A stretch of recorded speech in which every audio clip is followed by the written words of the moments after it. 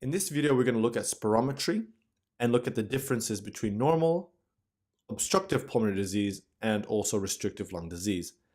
It is a good idea to recap the lung volumes and lung capacities before looking into this video. So one way to monitor lung function is by using a lung function test, such as a spirometry. If we breathe in and out normally in this lung volume measuring device, we can see our tidal volume, which is typically 500 mils or 0.5 liters. The graph here, the x-axis you can say is just the time, and on the y-axis is the lung volume. So going up the y-axis is inspiration. The lung volume will increase when we inspire air in. And going down the y-axis is expiration. The lung volume will decrease when we breathe out, obviously. So now imagine taking a maximal deep breath in. This is the inspiratory reserve volume, also known as IRV. And now imagine taking a normal breath or normal breaths and then having a maximal expiration. This is your expiratory reserve volume, or ERV. And the air remaining in your lungs after the maximal expiration is the residual volume, or RV. You just always have that there. Using these lung volumes, you can measure the lung capacities. The lung capacities help define functioning lungs. The vital lung capacity refers to the maximum amount of air expired from a fully inflated lung. This means it's the tidal volume, TV, plus the inspiratory reserve volume plus the expiratory reserve volume. The functional residual capacity, which should not be mixed up with the residual volume, represents the volume of air remaining in the lungs after expiration of a normal breath. So it's residual volume plus expiratory reserve volume. Very important is also the total lung capacity, which is the sum of all the lung volumes. In a typical adult male, it's about 6 liters. We will use a typical adult male total lung capacity as an example in the following scenarios. So this first graph represents a normal lung. Air coming in and carbon dioxide coming out. The alveoli are inflating and deflating normally. Dynamic measurements of lung volumes and capacities have been used to help determine lung dysfunction. The vital capacity is really important to remember. Again, it's the tidal volume plus the inspiratory reserve volume plus the expiratory reserve volume.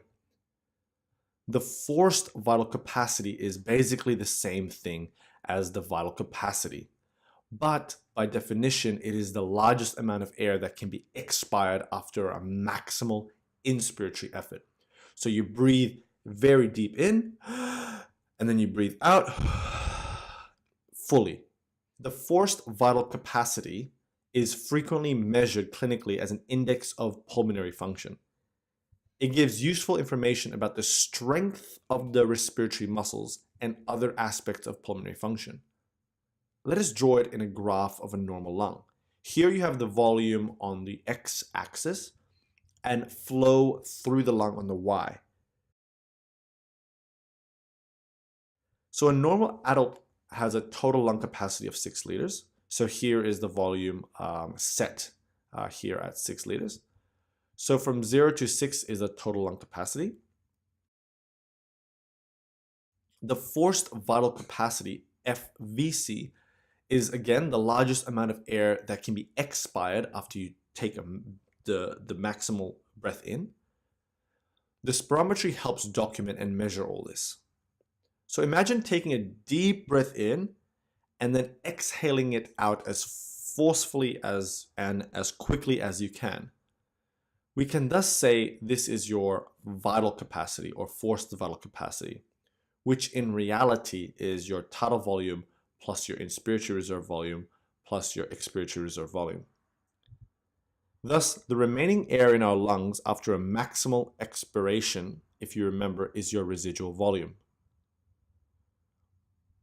We can look at the forced vital capacity on a different graph by also introducing time. When we introduce time, we can calculate another component. Here we are looking at time on the x-axis in seconds, 1, 2, 3, 4, 5, 6, 7, 8, 9, 10. And then on the y-axis is the volume of air in the lungs in liters, so 3 liters here and 6 liters. Remember, 6 liters is the total lung capacity in an adult male. Here is the volume of air expired by a normal adult man during a forced expiration after a deep inspiration, which again is your forced vital capacity. And here it's about 5 liters. And this again is your forced vital capacity. Thus, again, the air volume remaining in the lungs after maximal forced expiration is your residual volume. Now, this is an important concept. See if you can follow.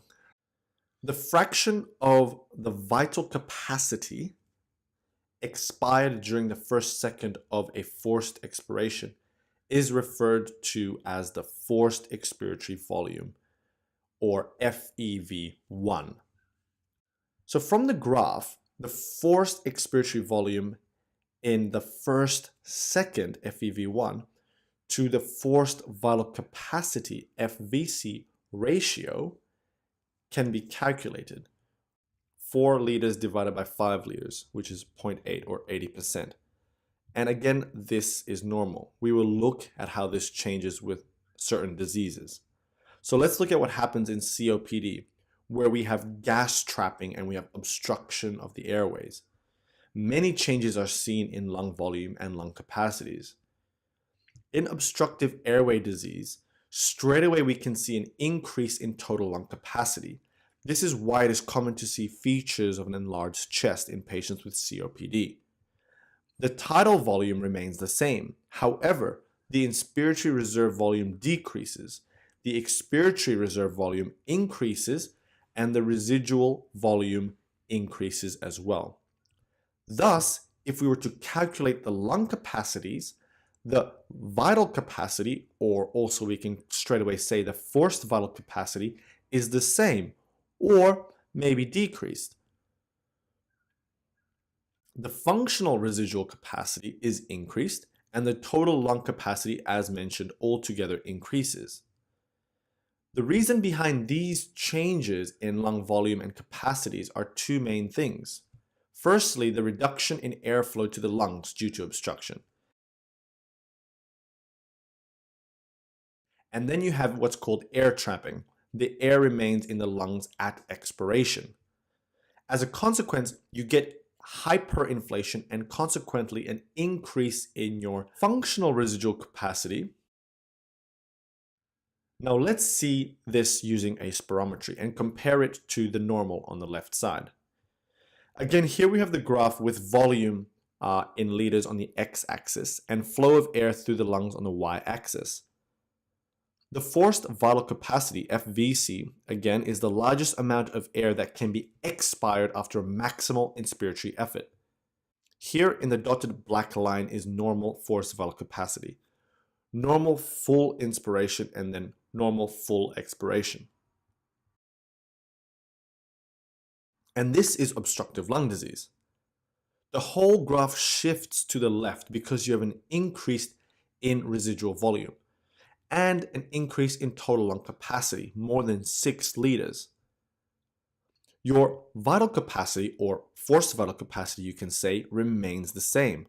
But all up, your total lung capacity has increased because of the increase in your residual volume, or better, because of the increase in your functional residual capacity. You can see here the characteristic kink in the obstructive lung disease patient during forced expiration. This is because of the obstruction. And also the flow decreases slightly because of the obstruction through the airways. Let's see what the first second of a forced expiration is using the graph, looking at time and volume on the y-axis. Again, to compare this to normal forced vital capacity. This is obstructive lung disease. We can see that the forced vital capacity is the same or slightly decreased. the forced expiratory volume in the first second has dropped significantly. Obstructive lung disease can be diagnosed when the ratio between FEV1 and FVC is less than 0.7 or 70%. And so in this example, FEV1 is about 1 liter and the FVC is about 5 liters. And so 1 divided by 5 is obviously less than 0.7 or less than 70%. And thus, this is an example of a person who has obstructive lung disease. Finally, let's look at restrictive lung disease. These conditions include pneumoconiosis, sarcoidosis, amongst many other things. In restrictive lung disease, you have restriction like fibrosis in the lungs, which impair lung compliance. So the tidal volume remains the same, but you have all this restriction in the lung, all this fibrosis. And so your inspiratory reserve volume is reduced and your expiratory reserve volume is reduced and your residual volume is reduced as well. Everything is reduced. Thus, your forced vital capacity is reduced. The functional residual capacity is reduced, and surprisingly, your total lung capacity is reduced. The reason for this again is because of pulmonary fibrosis or changes in the lungs that lead to restriction and lung compliance. You get stiffness, restriction, and because of this stiffness, you have reduction in lung volumes and lung capacities. Let's look at your forced vital capacity using a graph again. The dotted black line represents normal forced vital capacity, which is the largest amount of air that can be expired after a maximal inspiratory effort. Here in brown is the pattern of forced vital capacity seen in restrictive lung disease. As you can see, it has shifted to the right. The reason for this shift and change is because firstly, your total lung capacity has reduced because of the restrictive lung changes. The residual volume has reduced, and so it is no surprise your vital capacity or forced vital capacity is reduced. What about the forced expiratory volume in the first second? Well, let's look at the other graph again at time on the x-axis. So 1, 2, 3, 4, 5, 6, 7, 8, 9, 10 seconds. And lung volume on the y, which again in a normal adult male goes up to 6 liters. A normal person shoots up and the forced vital capacity goes up to about 5 liters. In restrictive here, however, in brown, you can see that the forced vital capacity has reduced dramatically. But the forced expiratory volume in 1 second is not as affected. The forced expiratory volume in 1 second, FEV1, in restrictive lung disease is not as affected as seen in patients who have COPD or obstructive lung disease. It can be normal actually in these patients who have restrictive lung disease or reduced, depending on the severity and if the person has obstructive lung disease too.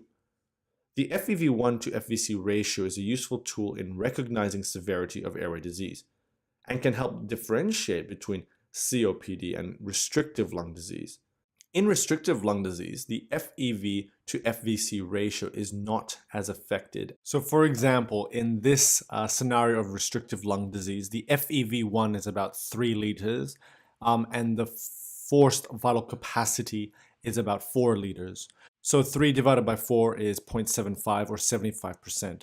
And thus, this can constitute restrictive lung disease rather than obstructive airway disease. Hope this video makes sense and hope it was helpful.